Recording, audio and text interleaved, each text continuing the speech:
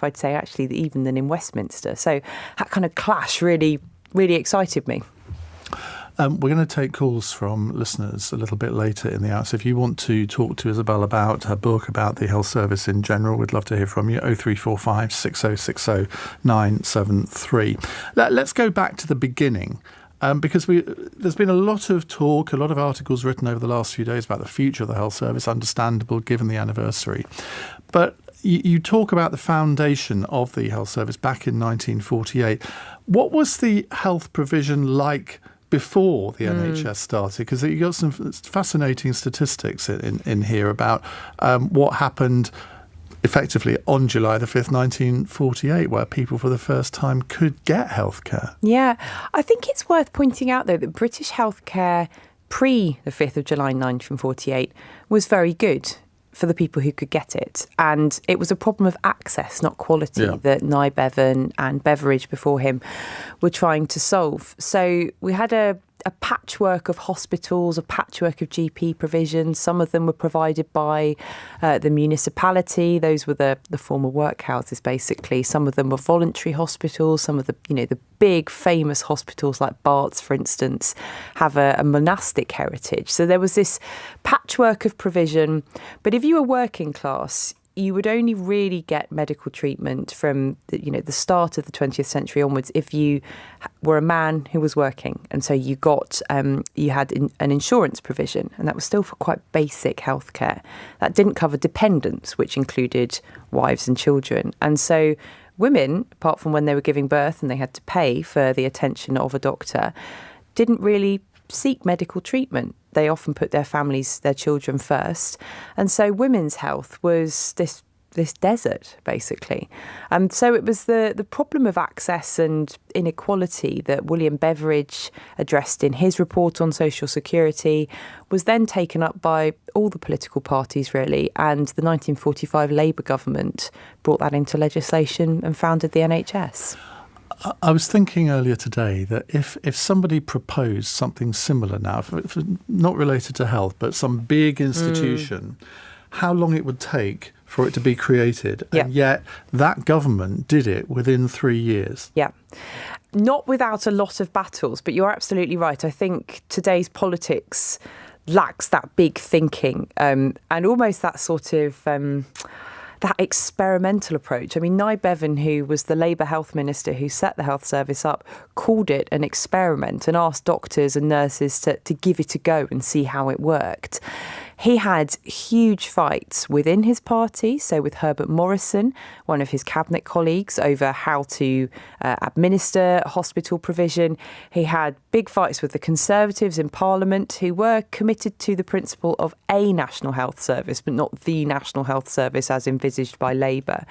And then he had the biggest fight of all with the British Medical Association, the Doctors' Union, who used quite extraordinary language to characterise what Bevan was trying to do. I mean, one of its former secretaries, a man called Alfred Cox, described him as being a medical Führer, and other letters in the BMJ debated what kind of Hitler Bevan would be as Minister for Health, setting up this nationalised system, which I think we find extraordinary now. But these were the years just after the war when the horrors of Hitler was still being chronicled. Yeah, we think of the BMA now as effectively a trade union, a sort of left-of-centre organisation, whereas in those days it most definitely was not. No, it was very conservative, dominated by GPs. I mean, it remains small c conservative in that the joke within the medical political world is that if there's a reform on the table, the BMA will say, can't we go back to this old reform? And everyone will point out that old reform is one they opposed 10 years ago. So, I mean, they do have a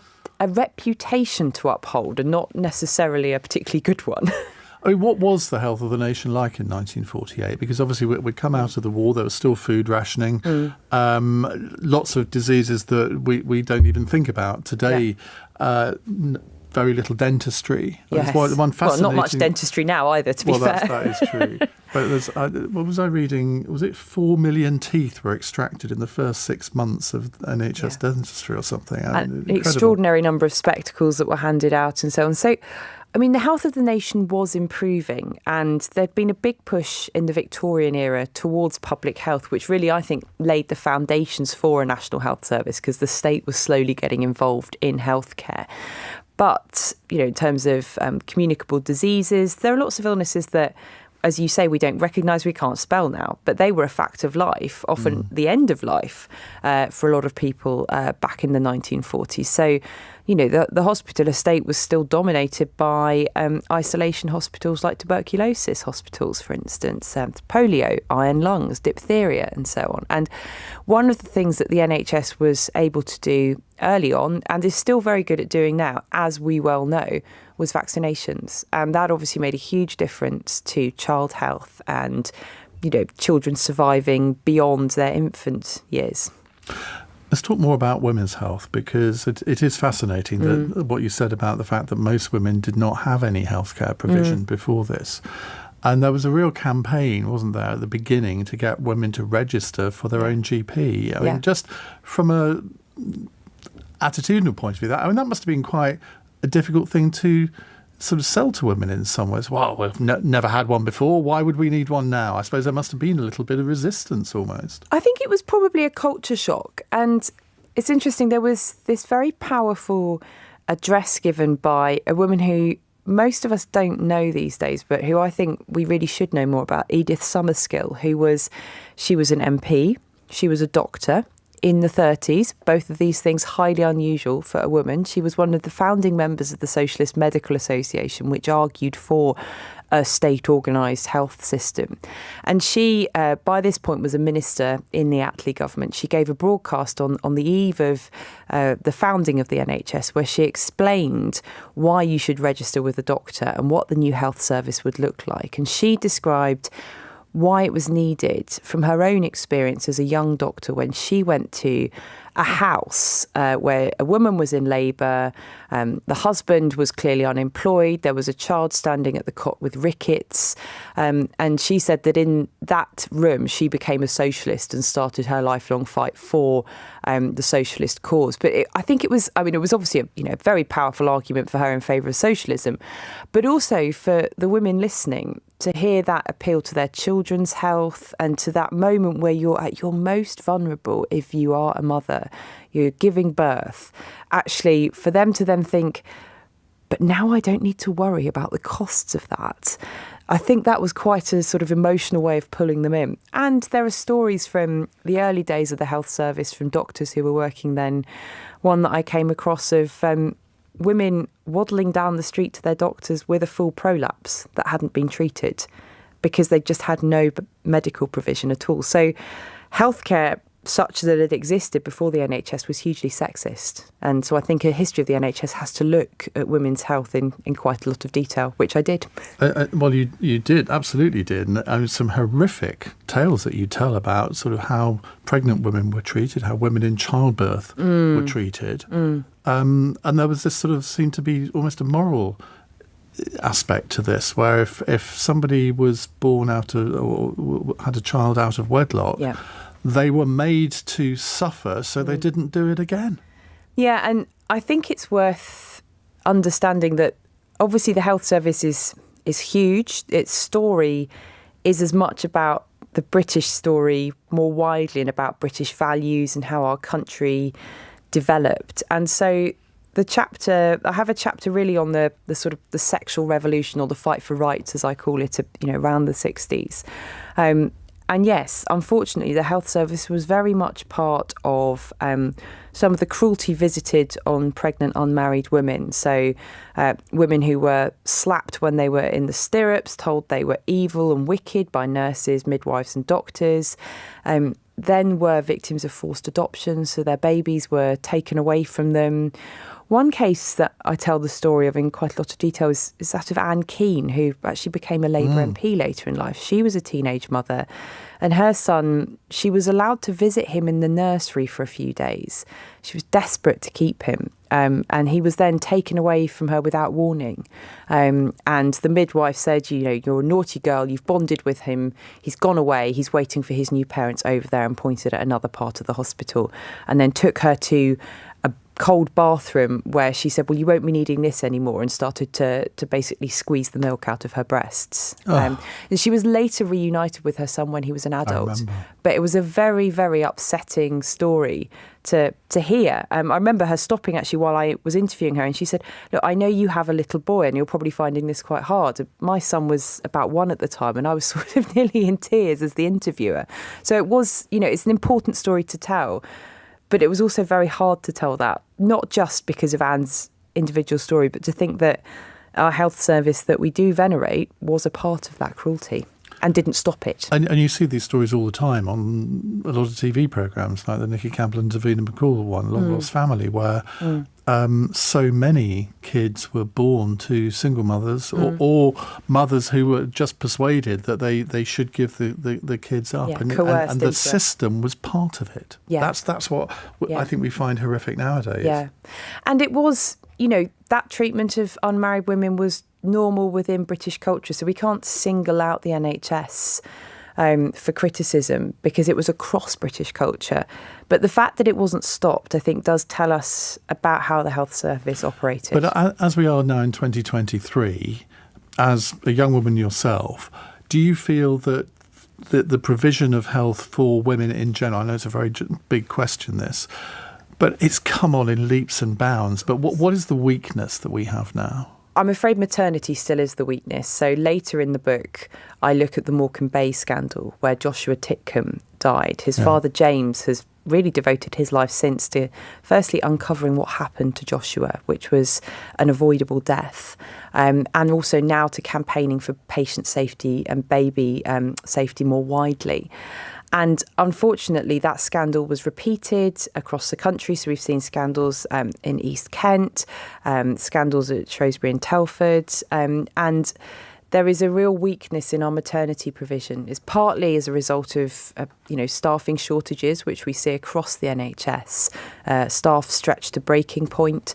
It's also partly, I'm afraid, as a result of the sort of normal birth, natural birth culture, which has led to some very strange behaviour within maternity that hasn't got the interests of the mother or the baby at heart still.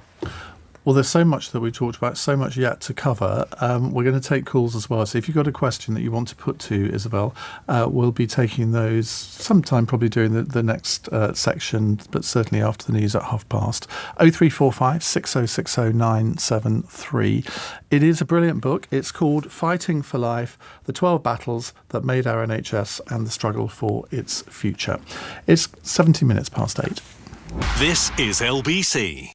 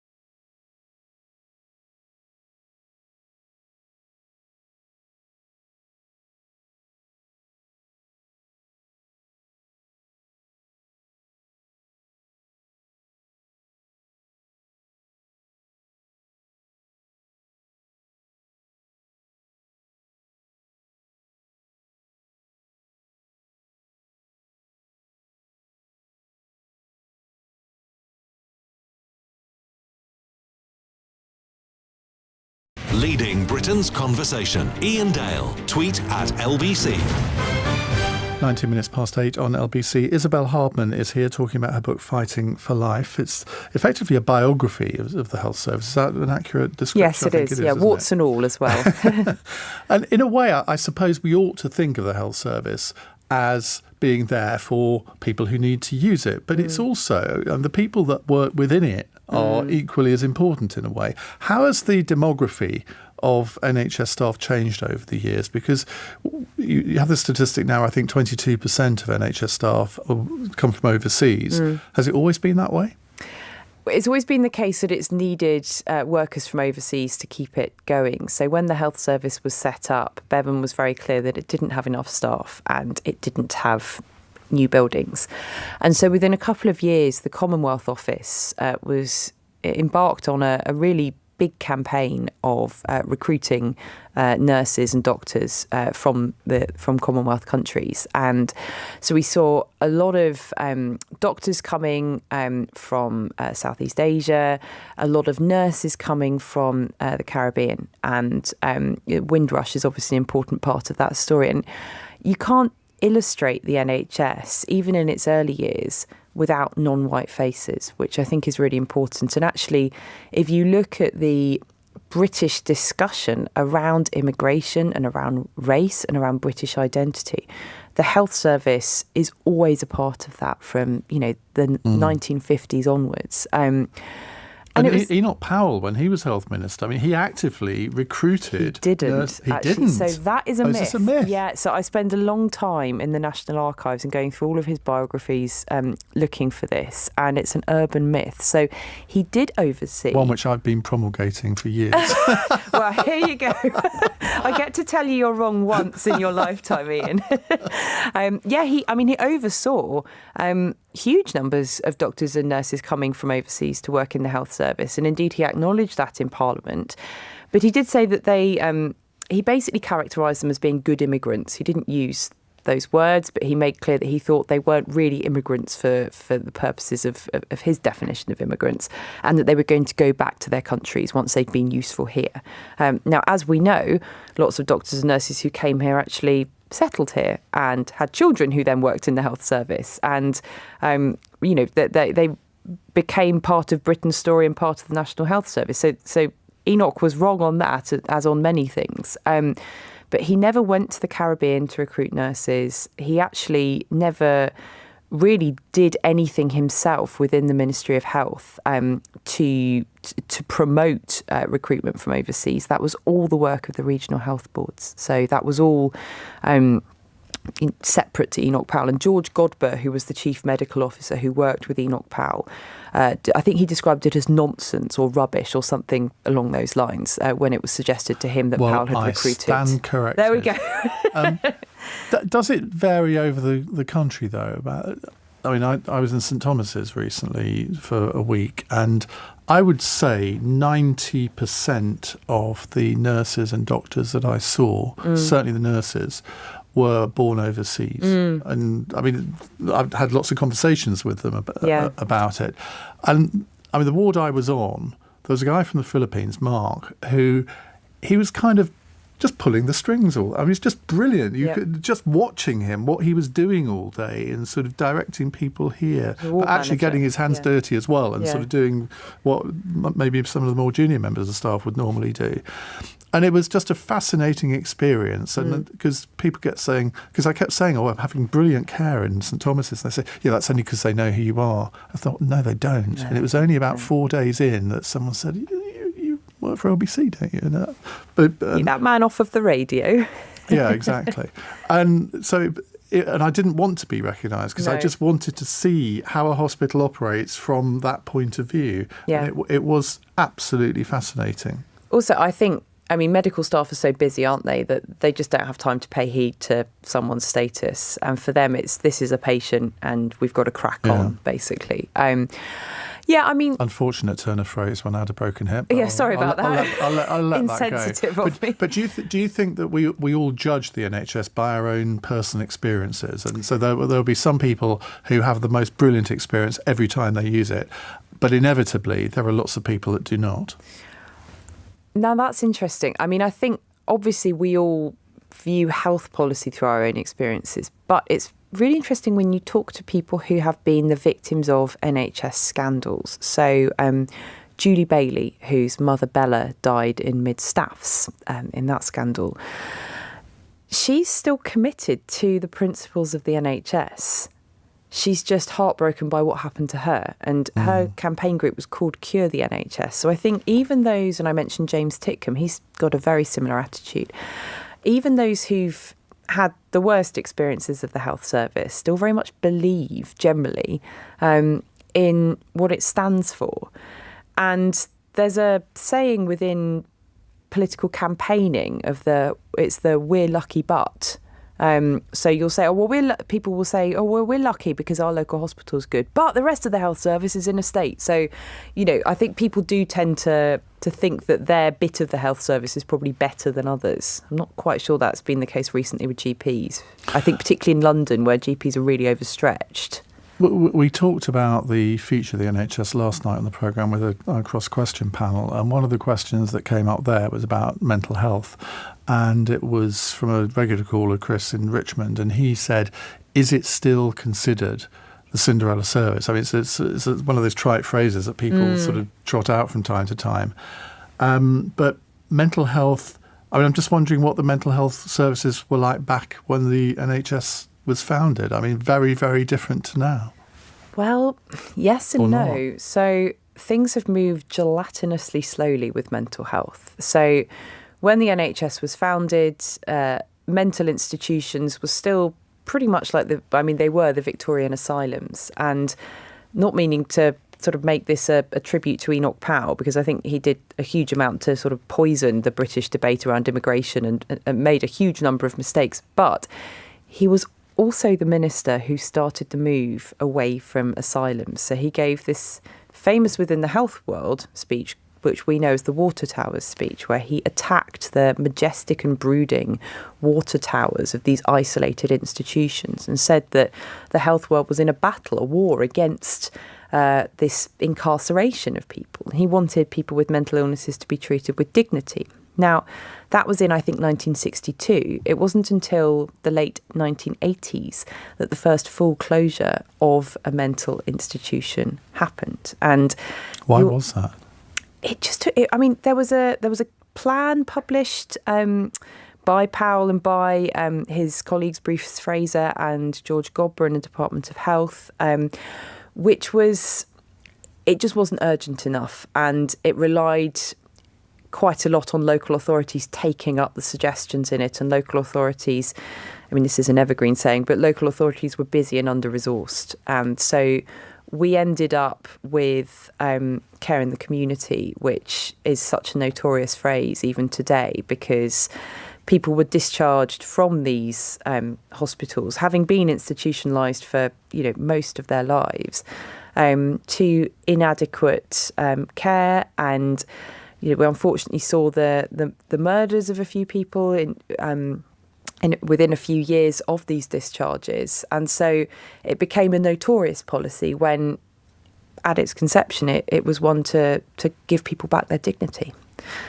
Now, how much of your interest in this subject stems from your own experience with the health service, and particularly on the mental health side? Yeah, quite a lot. For those listening who don't know, I had a mental breakdown in 2016 at the Conservative Party conference, but not because of the Conservative Party conference. It would have been understandable if it was because of it. Yeah, a rational response, some might say. But no, I was diagnosed with PTSD because of something bad that had happened to me in my private life, which I don't really talk about. But in the years to follow, I've had acute care in accident and emergency, lots of community care. And unfortunately, I suppose fortunately for me, because I had savings, I've had to pay for quite a lot of that care, because my GP, who was brilliant, so enlightened, she said to me, well, look, the waiting lists here for therapy are 6 months. And I thought, well, I'm not sure I can actually wait/survive 6 months. I need to go faster. And she said, well, do do you have any savings? Now, at the time I did, but turns out being mentally ill is quite expensive. So I've spent them all now on therapy. Some people go on holiday. I went to therapy. And I'm much better now. But what I saw as a patient going through the system did galvanise me, really. And it shouldn't take a personal experience for journalists to be alive to these things. But it definitely gave me that understanding quite viscerally of how hard it can be, even when you are, middle class, you have enough money to get by, and you've got a supportive family network, and you speak the language of pushiness as well. I was often able to sort of push my way through things and say, no, this isn't fair. A lot of people with mental illnesses don't have that power and advocacy. I think it was during COVID that it really brought home to me how lacking we are in mental health services, where I would be talking to people who would ring into the programme. We did a weekly mental health hour for the first 6 months of COVID, and it was heartbreaking to hear people's stories. And then I do a podcast with Jackie Smith called For the Many, and we introduced a second weekly episode. So we do a Saturday and a Wednesday one. And the Wednesday one, it effectively turned into a sort of agony aunt, agony uncle type session. And I've lost count of the number of people who've said to me since then, you two got me through COVID, because my mental health was really suffering. Wow. And I know that there are at least 3 people alive today who, without that mental health hour, they wouldn't be here because of the way that the psychotherapist and I mean, it sounds awful when you say we tried to make it so it wasn't a depressive hour. We actually laughed. Yeah. And it just made me realise how bad it is that people are, teenagers are told they have to wait 18 months to get referred. Yeah. Well, we all know kids at that age can take drastic action sometimes. Yeah. And yet here we are, a couple of years on, and I'm not sure that anything's changed. No, and I'm afraid to say I think it's gone backwards, actually. I've had some quite dispiriting conversations with former mental health ministers recently. I spoke to Norman Lamb, who was a Liberal Democrat. He was on the show last night. Well, he's a great man. He's so informed, and he now, as you know, chairs a mental health trust. And Jackie Doyle-Price, who I think was the first sort of named mental health minister. And they're very concerned, she's a Tory, they're very concerned that that really the focus, understandable focus on driving waiting list numbers down by this government has led to a neglect of mental health. And that, as I just explained to you, from the 60s onwards, this pushing a sort of boulder that won't move of trying to reform mental health, that people aren't putting their shoulders to it in the way that they were a couple of years ago, and that it is sliding backwards. And I should say, this is not to denigrate the people working in mental health, because it must be so miserable for them, feeling like things are starting to slip backwards in terms of attention and focus. And you see that in the health service so often, that once politicians stop paying attention, things can very quickly start to fall apart. Right, we're going to come to calls in a second. 0345 6060 973 if you'd like to put a question to Isabel Hardman. We're talking about her book, Fighting for Life. You're listening to LBC. I'm Iain Dale. It's 8:32. Let's get the latest news headlines from Daryl Jackson. A man will be sentenced tomorrow after being found guilty of the murder of Ellie Edwards outside a Merseyside pub on Christmas Eve. 23-year-old Connor Chapman opened fire in Wallasey Village, fatally wounding the beautician. An 8-year-old girl has died after a car collided with a building at a primary school in Wimbledon. A woman in her 40s has been arrested on suspicion of causing death by dangerous driving. And Twitter is understood to be threatening to sue Meta over its new rival app called Threads. US news outlet Semaphore says Twitter's lawyer has written to Facebook's CEO Mark Zuckerberg. LBC weather: heavy rain and strong winds across Northern Ireland, Scotland and northwest England. Dry and clear elsewhere with just a few patches of cloud and a low of 14 degrees. This is LBC.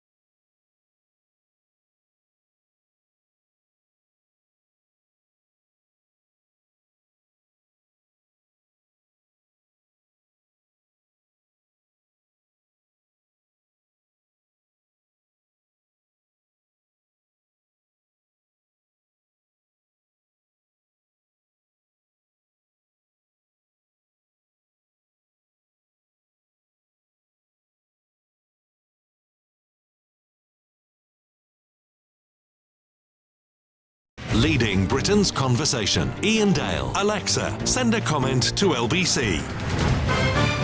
8:35 on LBC, and you can indeed send a comment to LBC via Alexa if you want to put a question to Isabel Hardman, but you can also ring us. We'd much prefer that. 0345 6060 973.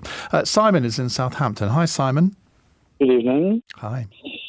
As you know, Iain, we've locked horns on this before, but basically what I wanted to say to Isabel is that myself, like many others, believe that the Tories' dream is to dismantle the NHS by stealth, because at the end of the day, let's face it, any party that advertises their intention in that manner would never win power.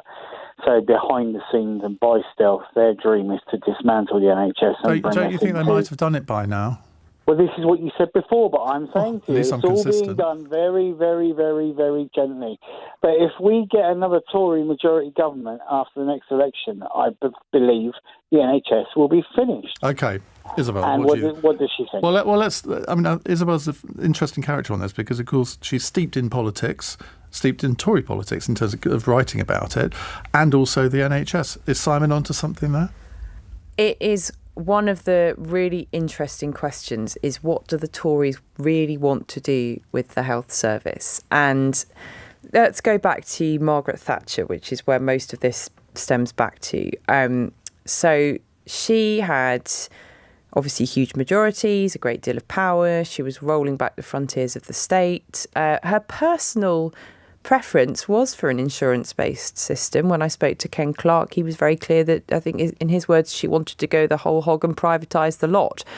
But she was a pragmatist as well, and she quickly became very aware that the British public would just not weather it. And so she had to come up with this saying, which was, the NHS is safe in our hands. And she seemed to really believe that. Now, the NHS did have crises when she was Prime Minister, big crises, particularly towards the 1980s. And she spent the first few months of that particular crisis in denial that there was a crisis. And she ended up getting warned by one of her aides that pretending there wasn't a crisis was one of her problems. And so she ended up having to announce more money for the NHS and NHS reforms. So she was always very frightened that the NHS would do her in because she wouldn't appear to the public committed enough. And my argument from that really is, if they did want to privatise the NHS, which she, I think, if she'd had an ideal British public,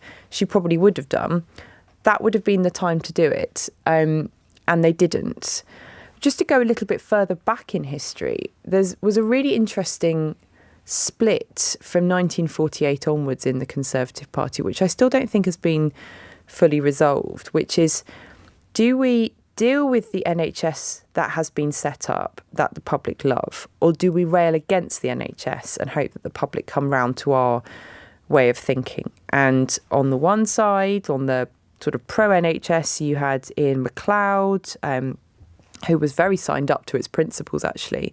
You had, sorry to mention him again, but Enoch Powell, who really upset the Institute of Economic Affairs when he gave an interview to The Express saying that the public have willed for the NHS to exist, and so we might as well basically get on with trying to make it work.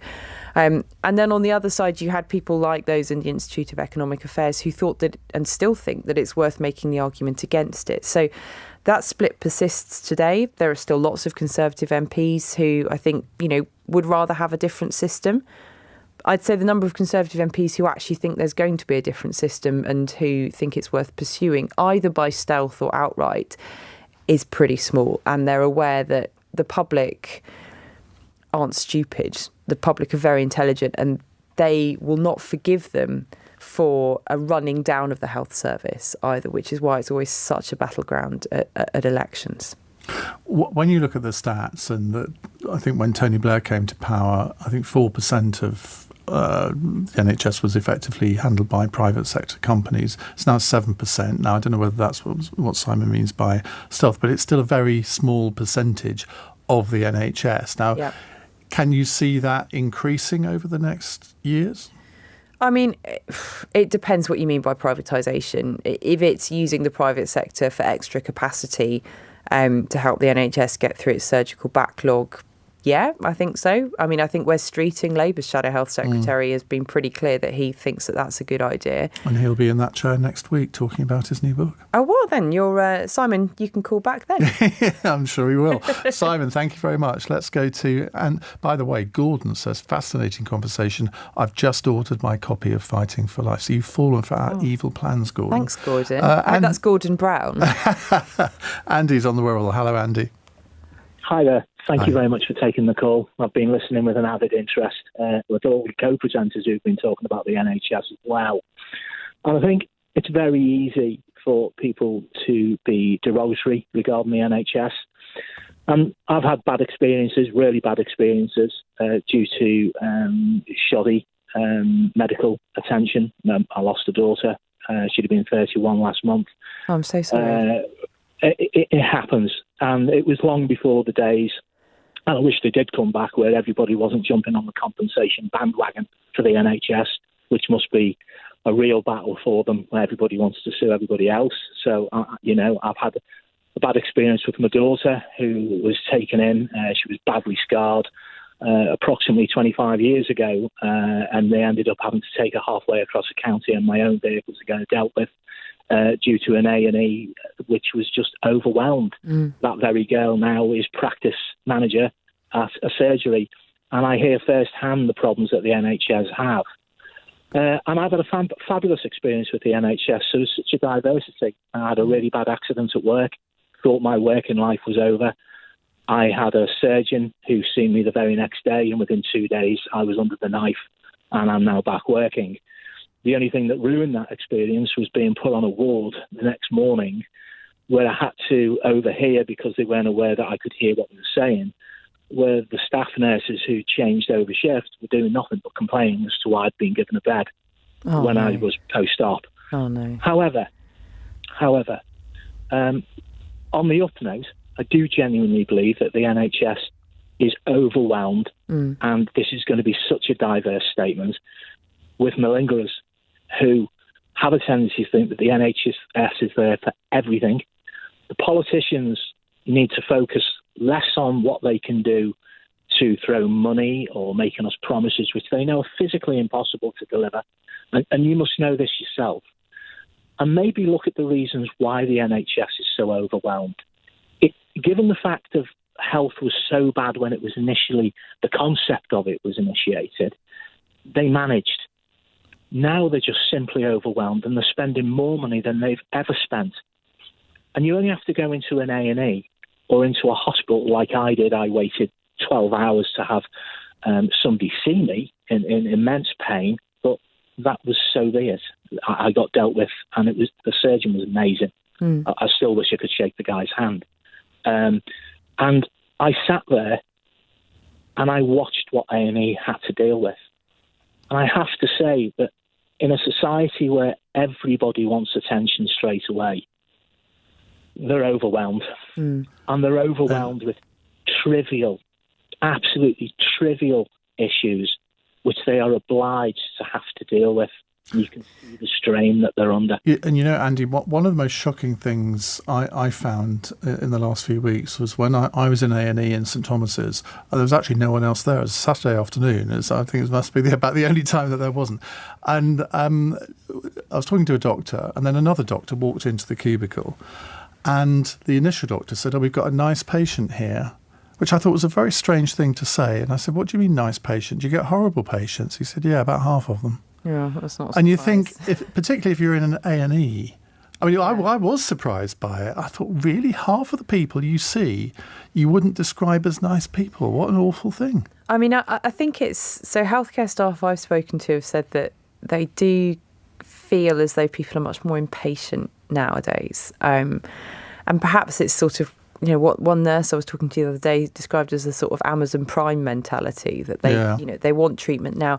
Sometimes it's actually also that they did need treatment and they've been waiting for a long time. And, if you're in pain, you're exhausted, you're in A&E for hours and hours, you can get pretty ratty. And they can appreciate that and they find that frustrating. And actually, one of the things that I found really sad when I've talked to emergency room staff is that they say that because of the pressures recently, they've gone from choosing between, in terms of the way they manage their time, excellent care and acceptable care, to now not feeling that they're ever really providing care. So not even sort of acceptable care, but basic care. And that's destroying them mentally, because you end up having what is known in the medical world as moral injury, where you're having to choose between two patients who immediately need to see you. You're becoming immune to the sound of pain in an inappropriate way. So as a doctor, you have to slightly become immune to the sound of pain because you're sticking needles into people. But actually, people who haven't got their pain relief in a timely fashion, or who you're just not able to get to in A&E, you have to learn to sort of ignore that. And that does terrible things to a human soul, even one who's been used to dealing with suffering as part of their career. So that's, you can understand how health staff would end up being very ratty with patients as well. In terms of sort of malingerers, I mean, the problem is, there are two problems. One is, how do you sort of, how do you deal with people who are placing a burden on the service? Do you charge them? It's, you end up getting into all sorts of moral Kieran Mullen, places. the Tory MP who worked in A&E last night, Former and A&E he was saying that there was one woman who called out the ambulance 120 times because she supposedly suffered from chest pains. He said she didn't suffer from chest pains. Yeah. She was lonely. Yeah. And that's one of the really interesting questions about the way the NHS is weighted. So we don't spend very much comparatively on community and primary and preventive healthcare. And as so many of your listeners will know, when you've got a problem that is sort of borderline, you often end up in A&E inappropriately. I've mentioned I've got a little boy. I know our local A&E reasonably well, but not because he's ever been particularly sick, just because of the way the health system is loaded, that it's, you better go to A&E because there's no local doctor capacity. This is in Scotland rather than in England, so it's it's a UK-wide problem. But that's a big debate to be had, and I'm sure you'll discuss this with Wes Streeting because he's very passionate about it. Do we move resources from acute to earlier in the patient journey so that people aren't going into A&E?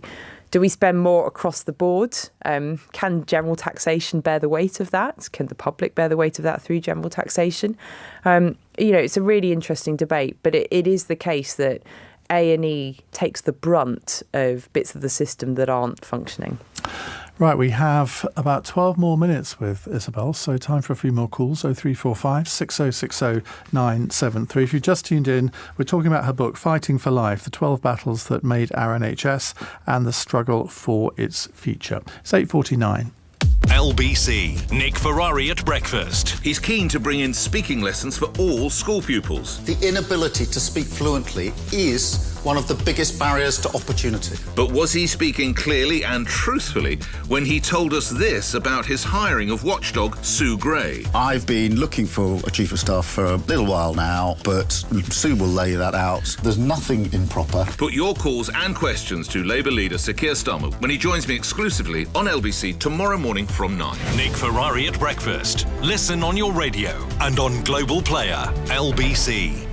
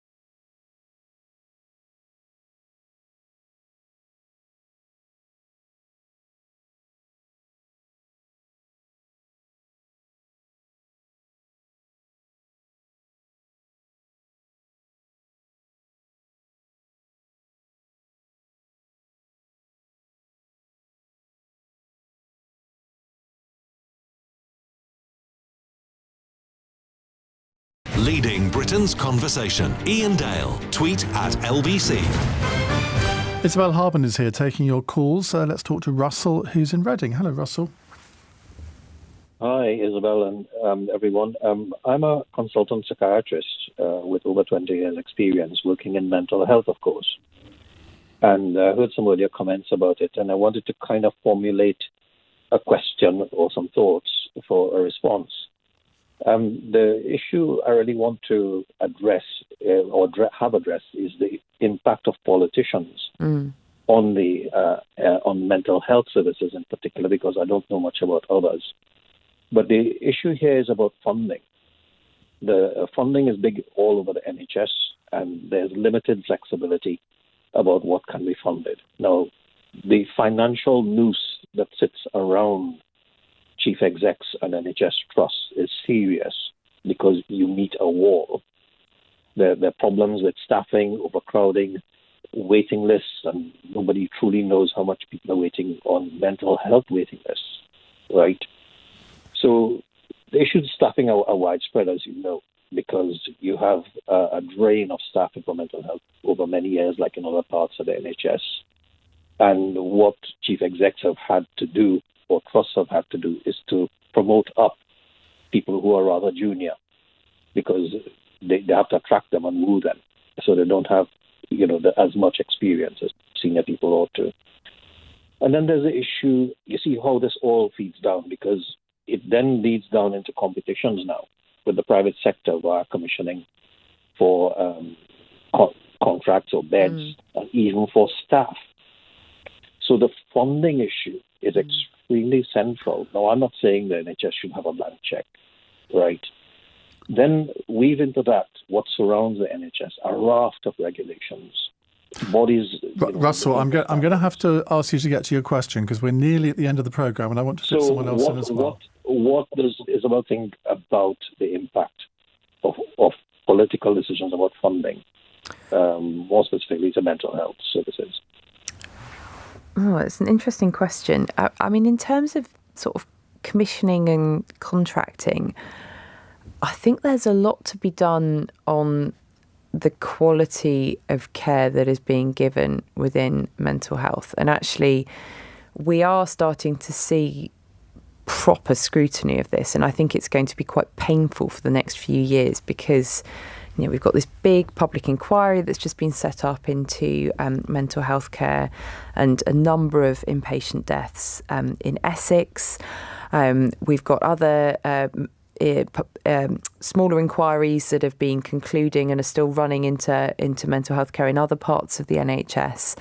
And mental health is the next big scandal in the NHS. And I think we're about to find out how poor a lot of these services, and I have to say, it's providers like the Priory, like other private providers, but also in-house NHS provision where you've got, as you say, really short staffing, poorly trained staff who don't know how to deal with very complex, very vulnerable patients and who are unable to safeguard them. And the stories that I've come across from the acute settings in mental health have been really troubling, actually. And I fear that the next few years, I sort of hope they'll be dominated by them because I think there's a reckoning that needs to be had over the amount of funding and the amount of attention to mental health.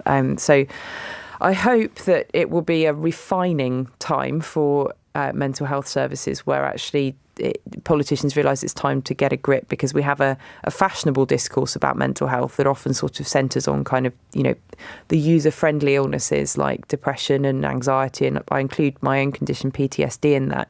But when you get to psychotic illnesses and so on, I think the politicians and the general public are still really in the dark on what's going on there. Russell, thank you. Let's go to Rachel in Birmingham. Hello, Rachel. Hello there. I'm going to just say, really great conversation. I normally don't listen to yourself this late, but I've been really engaged. We've snared you in, Rachel. My mission is complete. No, definitely not. I'm a nurse in the NHS, actually, and still very passionate about my job and love it completely. I've been listening to, obviously, the conversation throughout the evening. One thing I have noticed is about the conversation of culture, really, as a culture, as a country. And what I've noticed is, and my job is, I'm a diabetes specialist nurse, and one thing I do advocate for a lot of my patients is about healthy eating, healthy lifestyle, and changing their attitudes towards eating healthily and exercise and food moderations and portion sizes and so on, etc. And I understand at the moment, obviously, the cost of living that is obviously, exacerbated. So people may not be able to go to gyms and, buy healthy food and things like that. But do you think that has a massive impact on the struggles of the NHS? I mean, me personally, in my personal and probably professional opinion, I do think it does, is because people's attitudes, not all people's attitudes, but majority of people's attitudes to exercise and healthy eating and a better lifestyle isn't always the best. If you look at obesity levels in the country and you look at heart disease and smoking and diabetes levels and stuff, a lot of that again is due to lifestyle. And I've gone to other countries as well where they really promote a positive, healthy lifestyle. For example, countries like Denmark, and their health service is a lot better for it because their mental health service is better and things like that as well. Let's get Isabel's views on this, Rachel. So just very briefly, I think we need to have more of a preventive society where movement, where active travel are promoted, encouraged rather than designed out of our lives. And we live in an obesogenic environment, don't we? I mean, I don't think many people realise quite how calorific obesogenic, is that a new word? Have you just invented that? It's sadly not my word, otherwise I'd trademark it. But I think a lot of people don't realise how calorific foods are, even sort of, milky coffees and so on. And I think we're not very nutritionally literate anyway, but for the food environment we're in, it's very easy to go, vastly over your daily calorie recommendations without even noticing and without feeling full. And so I think there has to be some government action on this. And I'm generally quite anti-nanny state, but I do look at what was very gradually achieved on smoking and think that there needs to be a similar effort on obesity. Rachel, thank you very much. At the risk of going a little bit late, but I think this is a really fun question. Alison in Broadstairs has texted in, how would Isabel rank prime ministers throughout history in terms of how well they cared for the NHS? For example, where does Rishi Sunak rank versus Winston Churchill? I'm not sure you can really answer that one. But who would you say were the two best for the NHS and the two worst? Gosh, I mean, Attlee, because he enabled the health service to be set up. And I think I'm going to have to go for another PM, which is another Labour PM, which is Tony Blair. I think he actually was one of the PMs who grasped the existential crisis facing the NHS at the time and circumvented Gordon Brown, much to Gordon Brown's rage, on funding. Made a lot of mistakes in terms of targets and so on, but probably did overall quite a good thing for the NHS. The worst? Was that an invidious question? Who was the most disastrous Prime Minister for the health service? There have been quite a few. I think if we're going to choose... I actually think Boris was really bad for the health service. I think he used it as a campaigning tactic. Saved his life, but didn't live up to his own promises on it. Okay. Slightly depressing note to finish on. But... Sorry, I have got a book on depression to cheer you up though, so I'll just plug that one too.